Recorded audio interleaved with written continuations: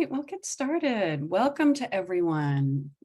This is our Mind the Moment's Thursday morning gathering, brought to you by Harvard Pilgrim Healthcare and Tufts Health Plan. This is a place where we invite experienced mindfulness instructors to speak with us about what mindfulness means to them and to discuss as a community how we can incorporate these important practices into our daily lives. I'm Suzanne Rowe Palacino. Always so delighted to be here with Tara Healey, founder and director of Harvard Pilgrim Healthcare's mindfulness program. Good morning, Tara. Good morning, Suzanne, and likewise, happy to be here. Yeah, so nice to see folks joining, and this being a busy week, we'll come right into our session today. A special welcome to our regulars. I know sometimes I say a special welcome to our new people, but I wanted to say special welcome to our regulars because it's such a lovely community to have together this morning. And but also a special welcome to our new folks. If anyone's new, we will be holding your hand all along the process. If you're new to meditation, there will be guidance along the way. So no concern there. And so today, Tara will start us off with a question and share a few words with us, and then we'll go right into the guided practice and have time for questions at the end. So if you can go to the bottom of your screen, open up the chat. That's helpful so we can communicate on this webinar format. And so without further ado, Tara, what is your question? Well, so earlier, Suzanne and I were talking about Tuesday's session with Christine, and whether you were there or not is not going to matter to this question, but that the theme was on grief. And really over these past almost 3 years, there's been, a lot of loss and loss in a whole variety of ways. But one of the things I started thinking about is that there is a natural tendency when we're feeling difficult emotions, unpleasant emotions, there's a natural tendency to kind of turn away and distract. And that's natural, right? So the idea is in this practice, though, is that, which can sound counterintuitive, is that we're actually learning to experience the difficulties and sort of ride the waves of those difficulties. And what that means is really feeling the emotion in the body, as opposed to turning away and distracting. And that actually gives us some facility with dealing with difficult emotions throughout our lifespan. We're practicing dealing with the difficult or the uncomfortable, and really beginning to understand the nature of change, that every thought, emotion, and body sensation is going to arise, kind of do its thing in our body. And that's where we turn toward. And that simply means just feel it, like you're a scientist and you're also the subject. Like, what's the physical experience when I feel unsettled or when I feel grief? And kind of dipping your toe in a little bit and then coming back out. So distraction is not all bad. It's, in fact, there's a place for it. But watching our own habit patterns is really, the kind of the beauty of what this practice allows for. We get to see it. So my question, that's sort of a long way of saying, what do you do currently to turn away or distract? What's your sort of go-to distraction for not wanting to kind of be with a difficult emotion? And Suzanne, we'll start with you, and then I'll also share, like, what is your go-to distraction, and knowing that these distractions have a place, but really kind of we want to highlight them so we can see them more clearly, so that when they do arise, we can decide if I want to experience this one or not. So Suzanne? It's interesting. As we spoke about this earlier, I didn't really even have a chance to think about my go-to distraction. But as you were mentioning it, the first thing that came up, interestingly, was reading fiction. Oh, yeah. Yeah, yeah. like jumping into someone else's life. Yes. Yeah. Which doesn't always, we're like, oh, well, that's not bad. It's not Yeah, like yeah. grabbing a glass of wine, and not that grabbing a glass of wine is bad. Right. It Right. depends on our relationship with it. But, you know, Suzanne, I just got a message that the chat is disabled. oh, yes, this is something that's new in Zoom and I consistently forget. Okay. That's Sorry, everybody. Thank you. thanks. Thanks for letting me know. Yeah. Okay. So, Oh, yeah.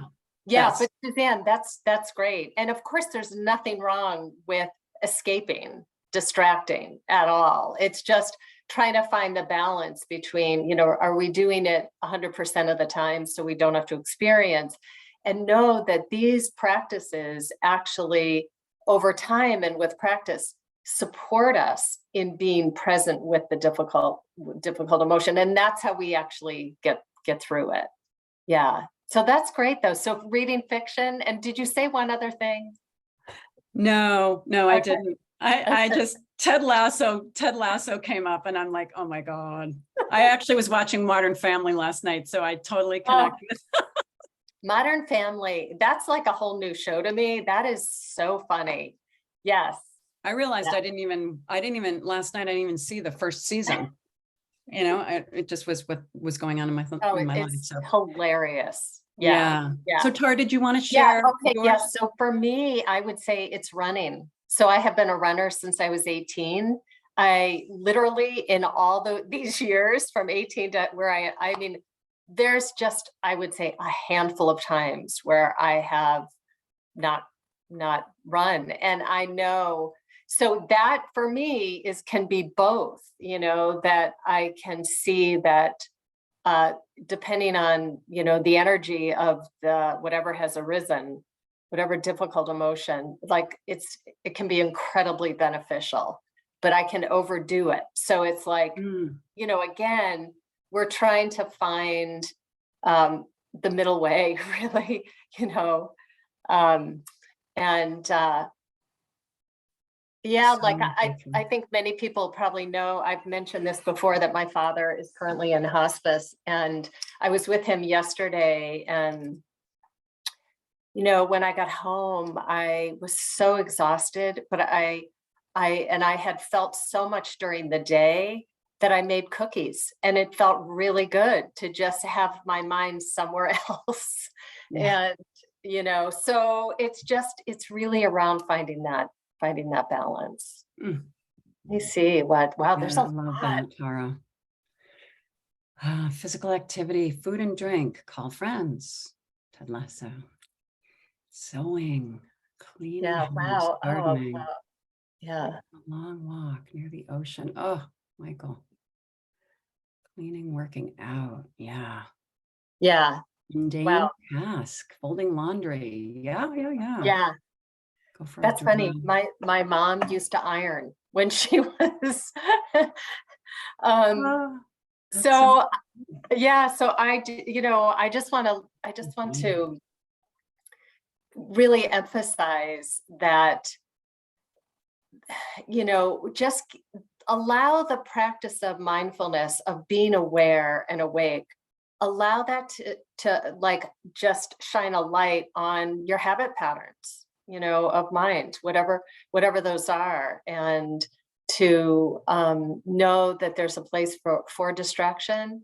Our human tendency is to be more toward distraction than meeting the experience, turning toward it, which just simply means, what's the physical experience in your body? When you feel grief, when you feel sadness, when someone has done you wrong in some way, when things aren't going the way you want them, when you have something you wish you didn't have, like how do we manage through all of that, and just see your patterns.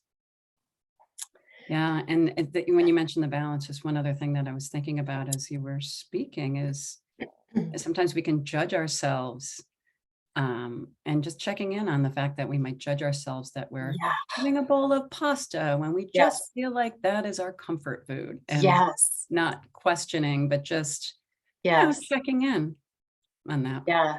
Yeah. No, I love that, Suzanne. That I feel like that is so important. Yeah. Let me see. Discomfort. Yeah. Yeah. Oh, my mom ironed too, Tammy. It's a challenge to allow the feeling of discomfort. I'm working on that rather than feeling anxious about the not so good feeling. And, and Teresa, like, uh, a big part of what we're doing in this practice too is we just keep backing up into, so if we find ourselves in self-judgment and then we get, oh, I shouldn't be feeling self-judgment, like back up into that, include that. So nothing is excluded. It's almost hard to like even wrap around that concept. But as soon as something becomes aware, you're aware and you see, include that, just keep backing up and include that. This is what it feels like physically when I'm unhappy with myself in some way, or when I'm anxious, or yeah. It can sound counterintuitive, but I would, really just encourage people to, again, like test it for yourself. Like that's the beauty of mindfulness and mindfulness meditation, is that it's empirical in nature. Like there's nothing to blindly believe. You're testing it all. You're constantly testing it. And, the more that you practice, and the benefit is proportional to practice. But I would say to not feel like you have to do long drawn out practices every day. I mean, start small and do it 5 days a week, and then build in informal practices. So Mm. yeah. Allow yourself to feel. Yes, you're really Yes. sweet. Thank you Yes. for sharing Yes. that. And thank you Yeah. for, this has just been a really rich conversation. So thanks for adding your thoughts to it. Yeah. Thank Like, you. So I think the words too, like allow, receive, like even just planting those, allow and receive. So we'll kick it off with a body scan, and then we'll see. I don't know. I could go into loving kindness. I'll see I don't know. I'm gonna see whatever I feel like in that moment. Okay. So this will be about 12 minutes. It's, completely guided. But I do like to allow for some stretches of complete silence. So, where I'm not talking, that could be as long as 3 minutes. All right. So you want to settle into a posture that feels like it's going to work for you this morning. If you feel tired, standing is really great. And keeping your eyes open, whether you're sitting or standing, helps with sleepiness. I'm pretty sleepy this morning, so I might be keeping my eyes open, but gaze downward a little bit.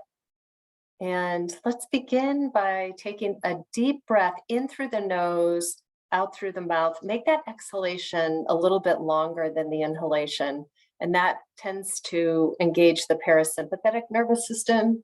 So bringing on some ease. So a couple deep breaths.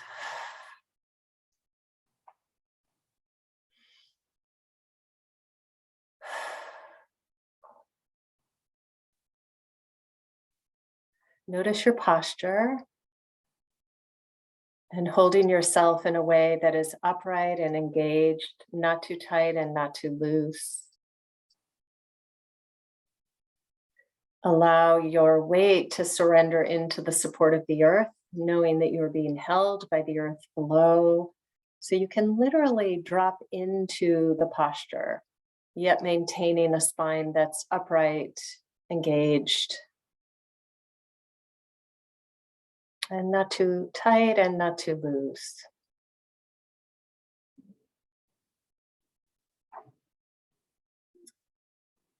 And notice how the body feels from your activity so far this morning.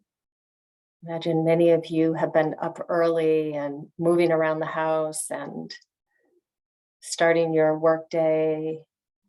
And just see what the impact is on your body. Pulsing, vibration, like you're a scientist and the subject. What's being offered at the level of sensation? And perhaps noticing the points of contact with the body and the surface.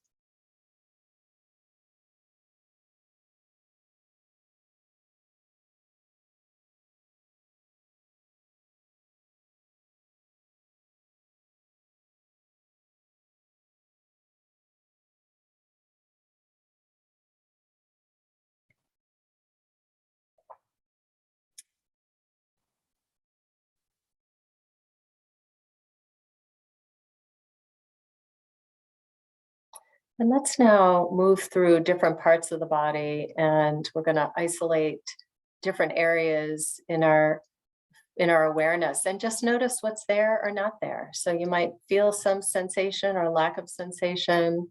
You may feel tightness or tingling. Whatever you feel is fine. And if you feel nothing, that's also common. So let's start at the very top of the head. So bringing your awareness to the very top of the head and noticing sensation or lack of sensation, coming down over the sides of the head, the back of the head,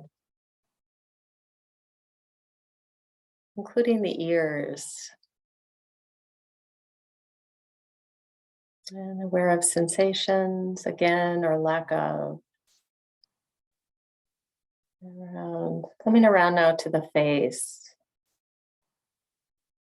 So holding the entire face in your field of awareness and just seeing what you notice. And if possible, softening the muscles of the face. Feeling whatever sensations are making themselves known or lack of.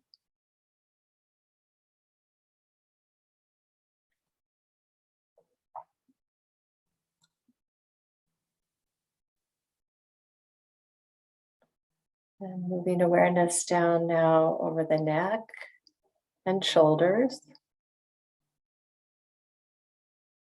And softening the shoulders, dropping down. And moving awareness to the upper arms, to the elbows, to the forearms and the hands. Noticing what's there, sensation or lack of sensation. Just receiving, allowing.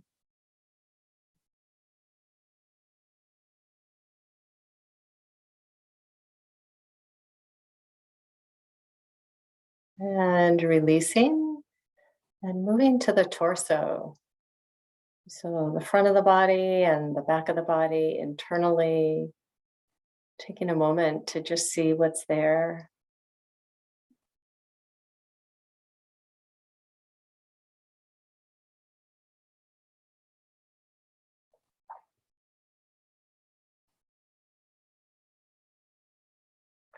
Moving awareness over the hips and thighs.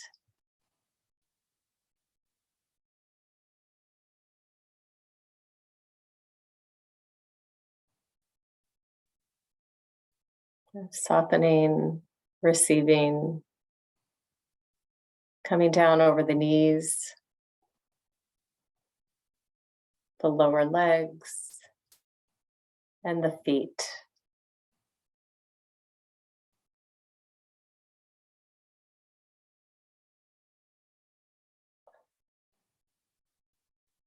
Aware of the points of contact, could be the soles of the feet or along the back of the legs.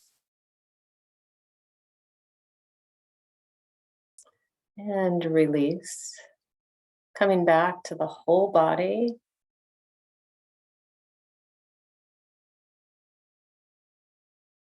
And for a moment, receiving sound that happens to be in the room you're in or perhaps outside.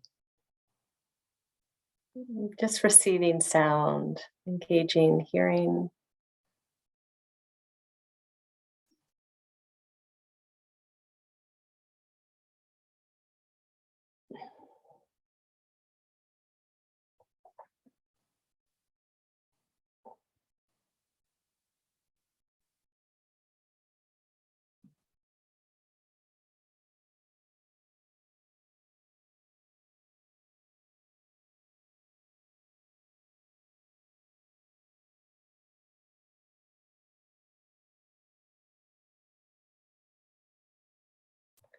And releasing, allowing sound to remain in the background as it will.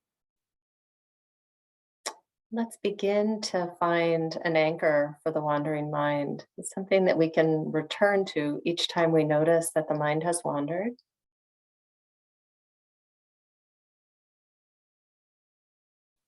That could be breath sensation, the rise and fall of the belly or the abdomen area, the chest, or air entering and leaving the nostrils.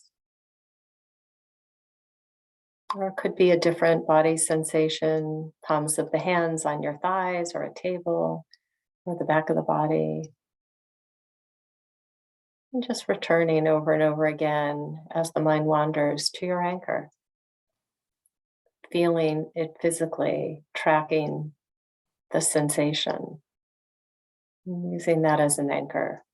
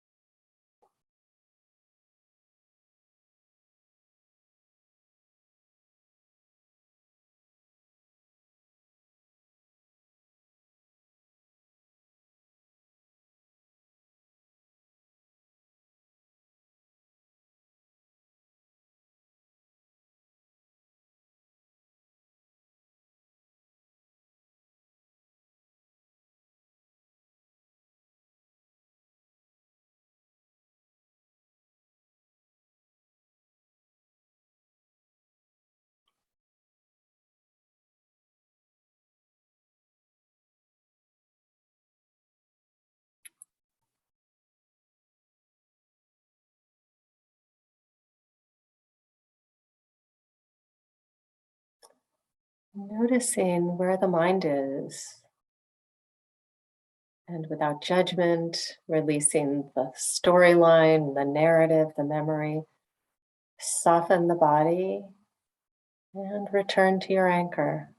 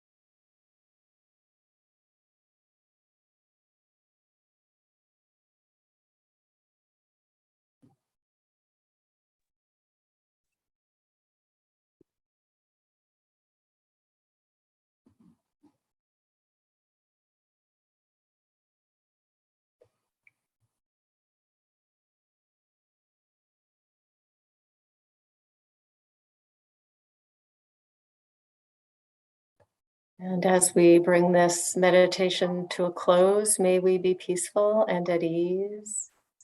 May our heart be soft and open. May we be safe and protected, and our bodies healthy and strong. And wishing the same for all of those known and unknown to us.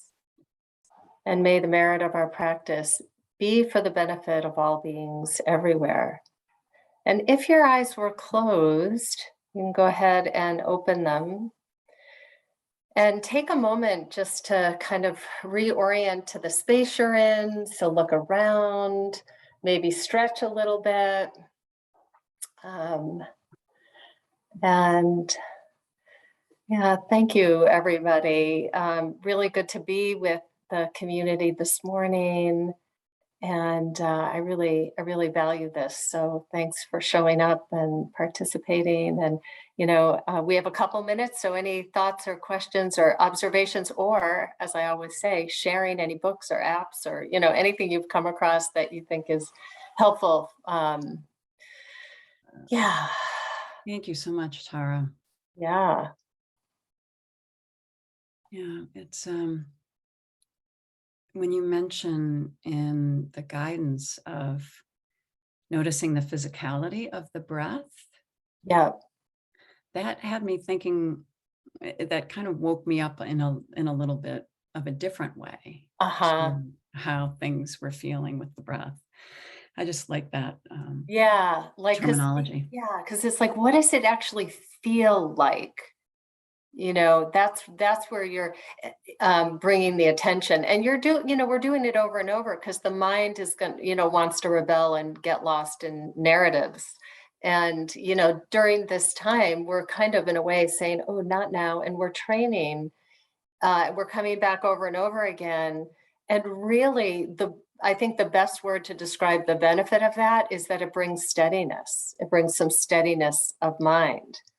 And that steadiness just helps us see more clearly what's actually going on. It helps us see our habit patterns, our fears. I mean, all of it. It just helps us see more clearly. And that way we're more in the driver's seat. We're less yanked around by our emotions and more in the driver's seat where we have a choice. Like, yeah, I'm actually going to continue. I'm going to follow this train now, or I'm going to get off it. And yeah. So helpful. Yeah. Thank you so much, Tara, for being here this Thanks, morning. everybody. Yeah. So have a good day, weekend, whatever. And I'll see you next week. Sounds good. And we'll be back here on Tuesday with Zinat Potia. So nice. yeah, Great. looking forward to seeing you and everybody on Tuesday. So thank you for joining. Thanks, Suzanne. Thanks, everybody. Bye. See you soon.